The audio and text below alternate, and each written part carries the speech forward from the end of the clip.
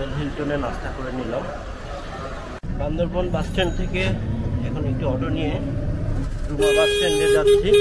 Bandarban underground tunnel, পাহাড়ের ভিতর দিয়ে টানেলটি ওই পাশে চলে গিয়েছে। রুমা বাস স্ট্যান্ড, এখান থেকে রুমা যাওয়ার বাস ছাড়ে। ওই পিছনে ওই দিক থেকে রুমা যাওয়ার জন্য বাসের টিকিট কাটলাম, 8:30টায় বাস ছাড়বে। মিলনছড়ি, ওইদিকে সাঙ্গু নদী দেখা যাচ্ছে।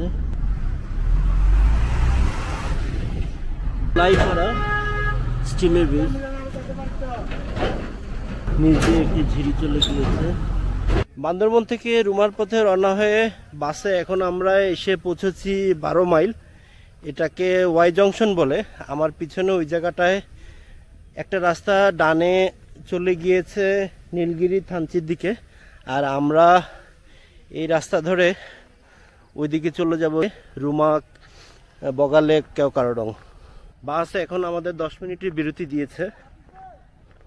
বাসে রওনা হওয়ার সময় রোদ ছিল, কিন্তু এখন এইদিকে প্রচুর মেঘের কারণে চারদিক ঝাপসা হয়ে গিয়েছে, তেমন কিছুই দেখা যাচ্ছে না। 8:30-এ বান্দরবন থেকে রুমার উদ্দেশ্যে বাস ছেড়েছে। এখন প্রায় 10:50 বাজে। আশা করা যায় 20-25 মিনিটের মধ্যে রুমা পৌঁছে যাব। বাসে আমার পাশে পরিচয় হলো জীবন ত্রিপুরা, উনি ইউপি মেম্বার, রেমাকি, কেওকারডং। বাস থেকে যাত্রী অধিকাংশ নেমে গিয়েছে, বলতে গেলে পুরো বাস খালি। এখন আছি রুমা বাজার। এখান থেকে টুরিস্ট গাইড নিয়ে হুন্ডা অথবা চাঁদের গাড়িতে কেওকারডং চলে যাব। ইচ্ছা আছে আজকে রাতে কেওকারডং থাকবো, আর যাওয়ার পথে বগালেক যাব। আমরা রুমা বাজার থেকে কেওকারডংয়ের উদ্দেশ্যে বাইকে রওনা হয়েছি। আমার পিছনে আছেন আমার গাইড ভাই আরাফাত, আর আপনি তো জাভেদ, আর বাইকের আছে জাভেদ ভাই। আমার সাথে সামনে আরো একটা বাইক আছে, ওনারা সামনে আছে। সেটা হচ্ছে মুল্লাইপাড়া, বাংলাদেশের সবচেয়ে পরিষ্কার পরিচ্ছন্ন গ্রাম।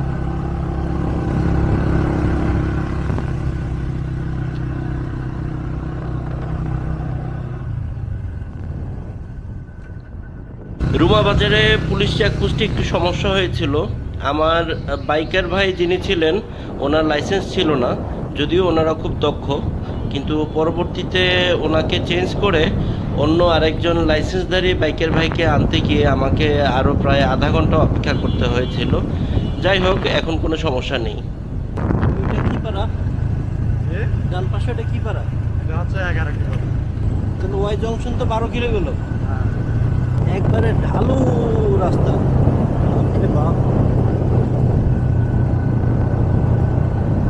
ভয়ঙ্কর রকম ঢালু রাস্তা। আমি গাইড সাহেবকে নিয়েছি 3 দিনের জন্য, আর আমার পিছনে আরেকটা হুন্ডায় আরও 2 জন আছে। ওনাদের সাথে রুমা বাজারে এসে পরিচয় হলো। তো যেহেতু খরচ কিছুটা কমানো যায়, তাই একজন গাইডের অধীনে 12 জন থাকতে পারে। আমরা 3 জন নিয়ে রওনা হয়েছি। তো পিছনের হুন্ডায় 2 জন আছে, আর আমার হুন্ডায় গাইড আছেন। গাইডের প্রতিদিনের খরচ হচ্ছে 800 টাকা। আর বাইকার ভাই উনি রুমা থেকে কেওকারডং পর্যন্ত নিয়ে যাবেন 2000 টাকা ভাড়া, অর্থাৎ আপ ডাউন 2000 টাকা। এটা হচ্ছে কমলা বাজার। এইখানে পাকা পেঁপে, জাম্বুরা, কলা, তারপর হচ্ছে পাহাড়ি লেবু, মালটা বিক্রি হচ্ছে। খুব সুন্দর পাড়াটা।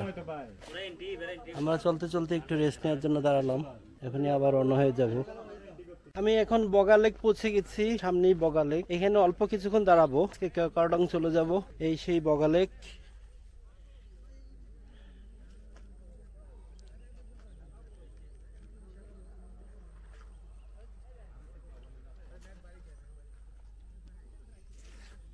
ওই পিছনে আমাদের বাইক রাখা আছে।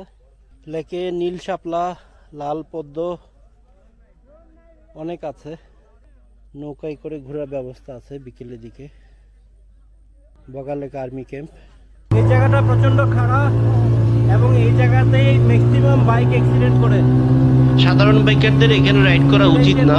যারা খুব এক্সপার্ট তারাই শুধুমাত্র ট্রাই করে দেখতে পারে।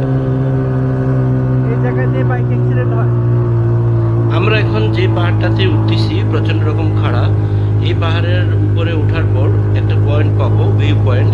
সেখানে দাঁড়িয়ে অনেক নিচে আমরা বগা লেককে দেখতে পাবো। যদিও চোখে হয়তো খুব একটা দেখাও যাবে না, ক্যামেরাতে হয়তো ধরাও যাবে না, তারপরও।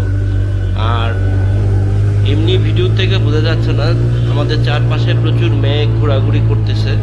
হ্যাঁ, এই মেঘগুলা, দূরবর্তী মেঘগুলা বোঝা যায় যে এখানে মেঘ আছে। ওই যে গোলা দেখা যাচ্ছে, পিছনে ঘুরিয়ে দেখালাম। আর সামনের দিকে আমাদের শরীর বেশ কিছুটা ভিজে যাচ্ছিল। আমরা যত কেওক্রাডং-এর চূড়ার কাছাকাছি পৌঁছবো, মেঘের পরিমাণ তত বাড়তে থাকবে। ওই যে উপরের দিকে দেখা যাচ্ছে কালো কালো মেঘগুলা, আসলে আমাদের গায়েও প্রচুর মেঘ লাগতেছে। এই জায়গাটা অসম্ভব রকম সুন্দর, বিশেষ করে বাইকে ভ্রমণ করলে একটা অন্যরকম অনুভূতি। এটা আসলে দেখিয়ে বা বলে বোঝানো সম্ভব না।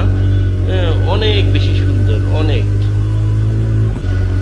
যিনি বাইক রাইড করছেন তার প্রশংসা না করে পারছি না। উনি পাহাড়ে ওঠার সময় ফার্স্ট গিয়ারে বাইক চালাচ্ছে, আর আমার পিছনে আমার গাইড ভাই আছেন। আসলে অসম্ভব রকম একটা অনুভূতি, খুবই সুন্দর, খুবই সুন্দর। এখানে আমরা দাঁড়ালাম, আমাদের হাতের ডান পাশে একটা পয়েন্ট আছে যেখান থেকে অনেক নিচের দিকে তাকালে আমরা বগা লেক দেখতে পাবো। এখন সেখানেই যাচ্ছি। এই খাড়া ঢাল বেয়ে, প্রায় 1.5 কিলোমিটার ঢাল বেয়ে আমরা উপরে উঠছি। এই জায়গাটায় আসলে মাথা নষ্ট হয়ে যাওয়ার মতো সুন্দর। ছবিতে কতখানি বোঝানো যাচ্ছে আমি জানি না। ওই যে দূরে দেখা যাচ্ছে ওই দিকে বগা লেক, পাহাড়ের উপর মাঝখানে একটা ফাঁকা জায়গা। ধারণা করা হয় বহু যুগ আগে আগ্নেয়গিরির অগ্নুৎপাত থেকে হয়তো এই লেকটার সৃষ্টি হয়েছে। আবার স্থানীয় অধিবাসীরা বিশ্বাস করে এখানে ড্রাগন বা এরকম কিছু একটার কর্মকাণ্ড ছিল। যাই হোক, এখানের ভিউ দেখলে মাথা নষ্ট হয়ে যাওয়ার মতো। যে আমাদের সাথে বাইক চলে আসছে।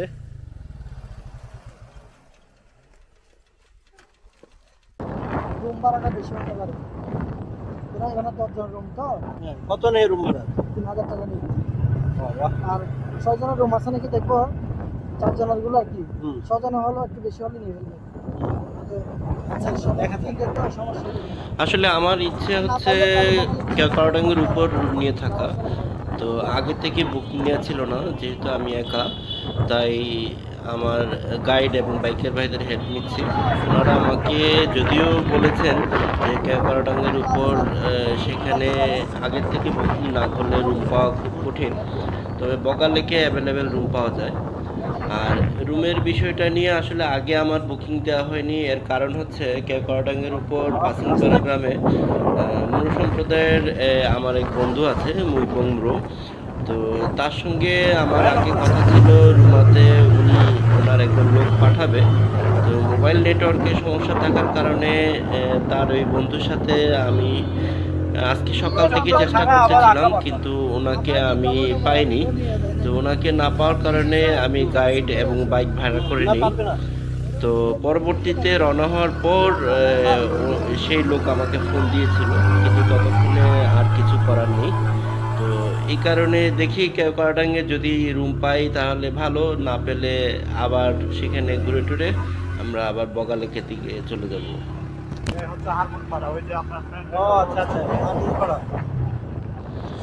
আমার বন্ধু মুইপং, সে পাসিংপাড়া থেকে হেঁটে এখানে এসে ফোনে কথা বলে। পাসিংপাড়ায় মোবাইল নেটওয়ার্ক নেই তার।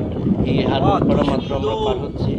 পাসিংপাড়া থেকে তার আসতে প্রায় 1 ঘন্টার মতো সময় লাগে। আমরা কিছুক্ষণের মধ্যেই ইয়েতে পৌঁছে যাবো, কেওক্রাডং-এর দিকে পৌঁছে যাবো। এখন দেখা যাক কতখানি সময় লাগে। আর কেওক্রাডং-এর দিকে আমরা যতই আগায় যাচ্ছি আমাদের শরীর ভিজে যাচ্ছে। আজকের আবহাওয়াটা এসে কালকে থেকে মানে বৃষ্টি মতো তো বৃষ্টি হচ্ছে না, তার জন্য মেঘটা জমতেছে, বুঝছেন। সাগরে নিম্নচাপ সৃষ্টি হয়েছে, যে কারণে আকাশ মেঘলা। এর আগে 5-6 দিন এখানে বৃষ্টি হয়নি, কিন্তু এখন বৃষ্টি না হলেও আকাশে প্রচুর মেঘ। তো যেহেতু ঝড়ের কোনো পূর্বাভাস নেই, এই কারণে আসলে আমার তো সবচেয়ে ভালো ছিল আমার যদি মুখবঙ্গের সাথে যোগাযোগ হয়ে যেত, কিন্তু মোবাইল নেটওয়ার্কের সমস্যার কারণে সে যে ব্যবস্থা করে রেখেছিল সেটাতে আসলে সম্ভব হচ্ছে না। মুইপুং আমাকে বলেছিল ক্যাকড়াটাঙ্গের পাহাড় চূড়ায় থাকার জন্য আমার কোনো সমস্যা হবে না, সে সব কিছু ম্যানেজ করে নিতে পারবে। কিন্তু আমার রাইডার এবং বাইকের ভাইরা বলতেছেন যে ওইখানে রুম আছে মোট 23টা, এবং যেই রুমগুলো থাকে সাধারণত একটা রুমে 10 জন করে থাকে, প্রতি রুম 3000 টাকা করে নেয়। রুমে একজন থাকি আর 10 জন থাকি, ভাড়া একই। ওই যে সামনে দেখা যাচ্ছে কেওক্রাডাঙ্গের চূড়ায় একটা বিল্ডিং। আমরা চেষ্টা করবো ওদিকে থাকার জায়গা জোগাড় করার জন্য। সামনে ডানে মোড় নিবে। আমরা মোটামুটি কেওক্রাডাঙ্গের চূড়ার কাছাকাছি পৌঁছে গিয়েছি। রূপকুষ্টের থেকে 3.2 কিলো। এই যে কেওক্রাডাঙ্গের চূড়া। আর আসিংপাড়া কি আরো সামনে? না, ওইদিকে পারমিশন না।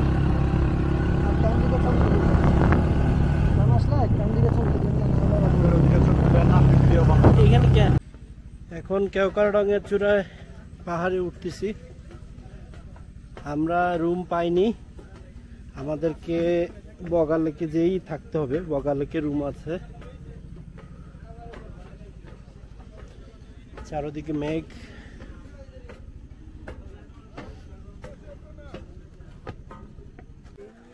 কেওক্রাডাঙ্গের চূড়ায় রিসোর্ট, আর এইদিকে এই রাস্তাটা ওইদিকে পাসিংপাড়ার দিকে গেছে। চারদিকে মেঘ।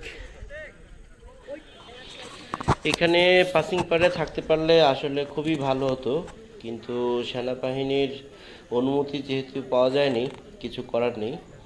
আর আমিও আমার বন্ধু মুইপুংকে খুঁজতেছি, সেও আমাকে খুঁজতেছে, কিন্তু নেটওয়ার্ক ইস্যুর কারণে আমাদের কারোর সঙ্গে কারো যোগাযোগ হচ্ছে না।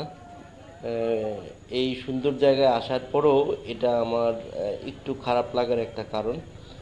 আর যদি কখনো সেনাবাহিনীর অনুমতি মিলে পাসিংপাড়ায় থাকার, তাহলে আমি সেখানে ঠিক করে রেখেছি অন্তত 1 সপ্তাহ আমি সেখানে থাকবো, সেখানকার মানুষদের সঙ্গে মিশবো।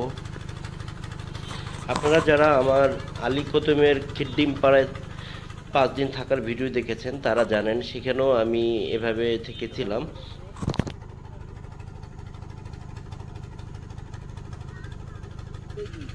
পিছনে যে ঘরগুলো দেখা যাচ্ছে এগুলো থাকার রুম গেস্টদের জন্য। মোট 23টি রুম আছে। আমার সামনের দিকে রয়েছে সেখানে পাকা, আর ওগুলো হচ্ছে টিনের। আজকে আকাশ যথেষ্ট মেঘলা, চারদিকে প্রচুর মেঘ। বৃষ্টি এখনো না হলেও শুধু মেঘ, ঝিঝি পোকার শব্দ। যেহেতু আকাশে মেঘ বেশি, তাই সূর্যোদয় সূর্যাস্ত দেখা যাবে না। কেওক্রাডাঙ্গ থেকে এখন আমরা আস্তে আস্তে নেমে যাচ্ছি, বগালেকে চলে যাব। এখানে কোনো মতেই আর রুম জোগাড় করা গেল না। যেহেতু রুম জোগাড় করা গেল না, কিছু করার নেই। আমরা এখন নিচে আমাদের হুন্ডা রাখা আছে, হুন্ডায় উঠে বগালেকে চলে যাব। বগালেকে রুম আছে। বগালেকে যে রিসোর্টটিতে উঠেছি এটি আসলে একটি কাঠের দোতলা ঘর। এই রুমটি ভাড়া নিয়েছে 2000 টাকা। এখন রাত 8টা বাজে। বাইরে প্রচুর বৃষ্টি হচ্ছে, বাইরে নিয়ে দেখাবো। আমার সাথে আরও 2জন বন্ধু আছে, তারা সারাদিনের জার্নিতে টায়ার্ড হয়ে অজরে ঘুমাচ্ছে। এদিকে আমারও যথেষ্ট খিদে লেগে গিয়েছে, কিন্তু খাবারও অর্ডার করা আছে। রাতে মুরগি খাবো, কিন্তু কিছুক্ষণ আগেই মুরগি জবাই দিল, তার মানে রান্না আরও 1-1.5 ঘন্টা। চলুন আপনাদেরকে বাইরে গিয়ে দেখাই। বাইরে যেহেতু বৃষ্টি হচ্ছে এবং এদিকে বেশ কিছুটা অন্ধকার, তাই আপনাদেরকে খুব একটা দেখানো যাচ্ছে না, তবে বৃষ্টির রিমঝিম শব্দ বোঝা যাচ্ছে।